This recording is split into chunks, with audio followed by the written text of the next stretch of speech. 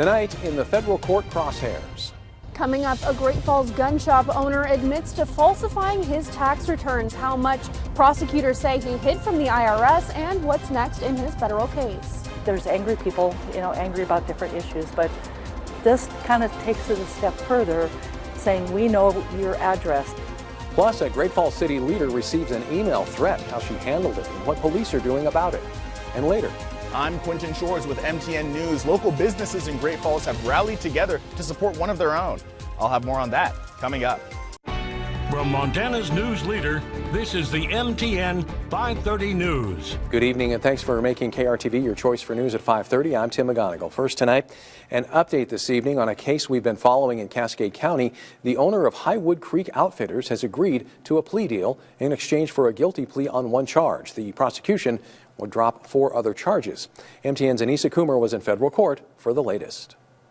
Here at the federal courthouse in Great Falls, gun shop owner Thomas Van Hoos has reached a plea deal with prosecutors, admitting to 1 count of filing a false tax return. In exchange, 4 other charges were dropped. Investigators say he underreported nearly $1.5 million in income from his business. It's very straightforward that if you filed the tax return and you signed it under penalty of perjury and you know that not all of the income was reported, then you have violated the law. In 2023, Van Hoos owned and operated Highwood Creek Outfitters, a firearms distributor and shooting range in Great Falls, when an IRS undercover agent discovered that he had failed to report approximately 20% of his gross receipts. A search warrant of the business later confirmed the underreported funds, showing Van Hoos did not report roughly $1.4 million in income from 2018 through 2022. A tax loss of nearly $500,000. This is a significant amount of income. And yes, the government is a victim here because this is money that goes towards funding many, many things that we all benefit for. But more so, it is, I think, an affront to the citizens of this country who do their fair share, and the people of Montana and the people of Great Falls who work so hard every day and they do pay. In federal court on Thursday, Van Hoos pled guilty to 1 count of submitting a false tax return, part of a plea agreement in which 4 other counts were dropped. Van Hoos's attorney, Jason T. Holden, gave this statement to MTN, saying Van Hoos has accepted responsibility and will pay $250,000 in restitution. The statement adds that he is prepared to address the federal sentencing factors and appreciates those who have supported him. The guilty plea bars Van Hoos from personally owning firearms, though the ATF says he may continue operations of his gun shop business. The charge carries up to 3 years in prison, a $250,000 fine, and supervised release. Sentencing is scheduled for February 2026. In Great Falls, Anissa Coomer, MTN News. Good evening. I hope you are having a chance to get out and enjoy the beautiful fall weather we had today. High temperatures made it into the 60s, and into our Friday we will also be seeing those temperatures topping out in the 60s and lower 70s as we close out this work week. But we are tracking some bigger changes coming into this weekend, so we'll be looking at those winds starting to pick up and a storm system moving into western Montana. That's going to bring some rain and mountain snow. The impacts will not be as large as what they will be west of the divide for those of us further east, but we are going to be dealing with that wind, and right now wind speeds anywhere from 10 to 25 miles per hour across north central Montana. So it is going to stay a little bit gusty, especially west of I-15 tonight. Temperatures falling back into the 30s and 40s across the area. So not a chilly night, but it is going to be on the cooler side. And just a heads up, we are going to be looking at those sunsets getting very early over the next couple of weeks, especially once we switch back to standard time, which will happen on November 2nd, and into next week, or into the following week, those sunsets will fall before 5 o'clock. Serving in an elected office or on a community board can be stressful. There's budget planning, personnel decisions, and policy-making matters. And chances are you won't be able to please everyone all the time. But as I found out, for one Electric City elected official, an email she received went so far over the line, she took the issue to authorities. I actually donate the dog biscuits out of my commission salary. Volunteering is a big part of Great Falls City Commissioner Shannon Wilson's life, including delivering from Meals on Wheels. In her commitment to community service as a nonprofit board member, she received a disturbing email. It stated that we were all terrorists and that We have all your addresses, it said, and are you afraid? You should be. And it's all in caps, and then he signed it, Charlie Kirk. Wilson reported the incident to the Great Falls Police Department, who determined the email was from overseas by way of a proxy server. When they start using proxy servers that come from other states, it makes that investigation very challenging and difficult. And particularly when it's an overseas, we can only take it so far, and then the investigation ends. Newton says Wilson did the right thing by contacting police, but the email threat did not rise to the level of a criminal offense. However, its contents were still enough to keep Wilson, a decorated veteran, on edge. I serve this country so that people can have their say, have the freedom to express their opinions and stuff. But also being in the military, I've suffered from PTSD. So that has me really hypersensitive right now with stuff like this. In a Facebook post, Wilson harkened back to her days in the 10th Mountain Division by requesting a flak jacket. She does have a concealed weapons permit, but would rather not carry a gun.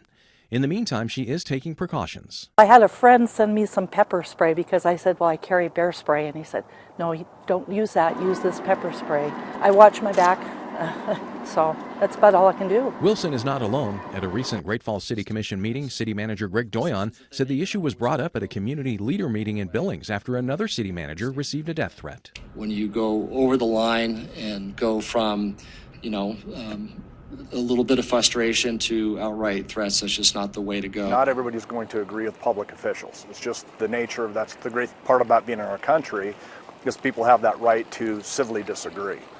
I would just ask that we continue to be civil in our disagreements and our discussions. There's too much anger right now, and everybody needs to chill, be happy, be positive, because you can get a lot more done being positive than negative. She's a really good helper. Habitat for Humanity is a global nonprofit organization that builds and repairs affordable homes for families in need. The idea is that shelter is a basic human need. Habitat for Humanity strives to achieve its goal of eliminating substandard housing by making affordable housing for all. And recently, the Great Falls organization was delivered a blow. But as MTN's Quentin Shores explains, the community stepped in to help during their time of need. The community of Great Falls has rallied together after a Habitat for Humanity trailer was broken into. A story of tragedy turned into triumph. You know, our mission statement is to put God's love into action by building homes, communities, and hope.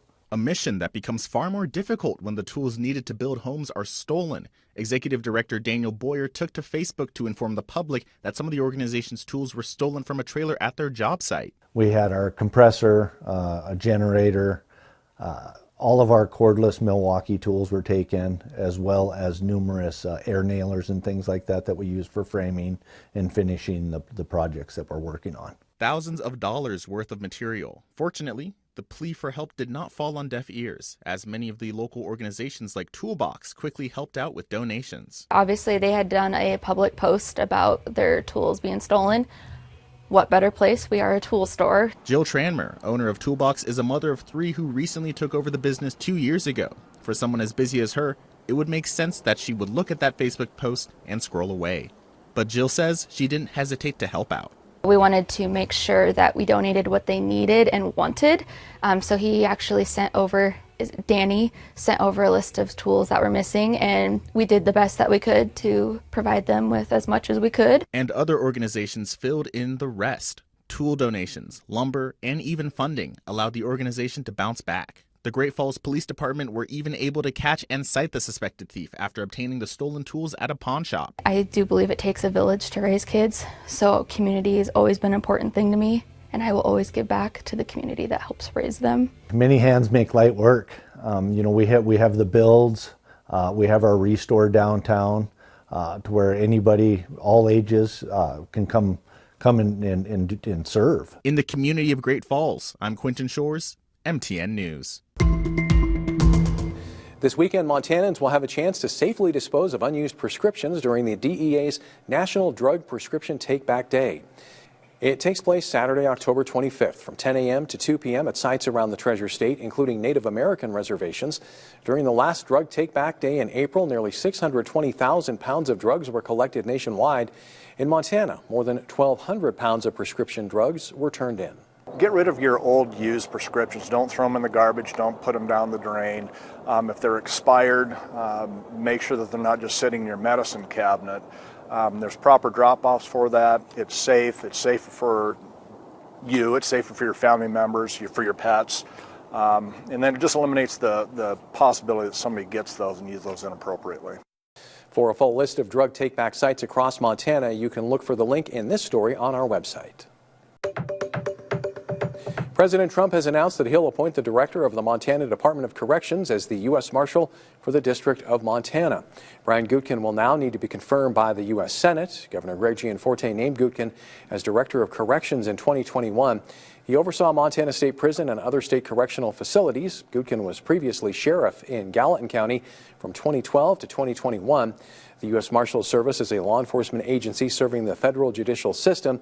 They're responsible for providing security in federal court, transporting federal prisoners, and apprehending fugitives.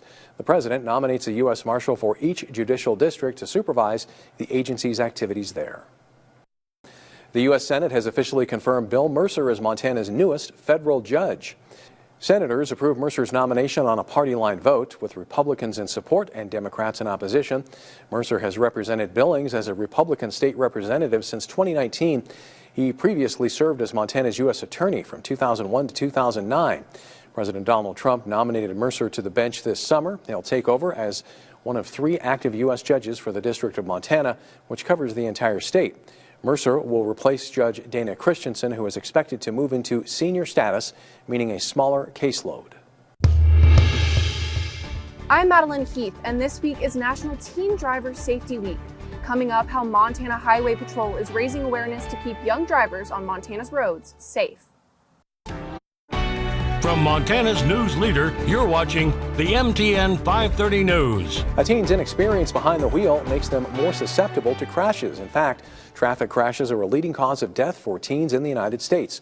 As MTN's Madeline Heath explains, officials are using this week, Teen Driver Safety Week, to push their message in hopes of increasing safety for everyone on our roads. Driving can feel like freedom for teenagers, but that freedom comes with a lot of responsibility, like buckling up, slowing down, and getting rid of distractions.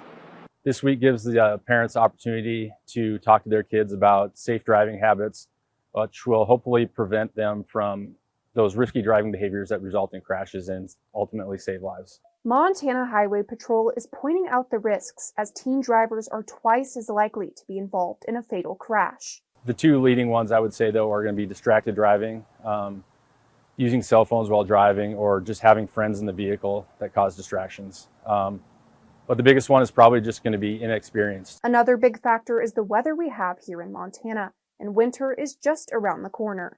Learning how to drive on snow and icy roadways, giving yourself more distance between vehicles, slow down a little bit. But Sergeant Mike Jensen says the biggest and easiest thing you can do is buckle up. Seatbelts are very important. What they do is they keep you in the vehicle, which gives you a lot greater likelihood of surviving a crash should you find yourself in one. But teen driver safety goes beyond just this week. It is something that is always important. I think ultimately we just want people to get where they're going safely. We have more driving safety tips for Montana roadways and tips for winter driving on our website. Reporting in Helena, Madeline Heath, MTN News. Carroll College is celebrating a big honor. Its Masters of Social Work Online program has been ranked among the best programs in the state for 2026. The recognition comes from mastersofsocialworkonline.org. It highlights Carroll's strong curriculum, its community impact, and its commitment to accessible education. Leaders say it's proof that online learning can deliver the same quality training and real-world experience as traditional in-person programs.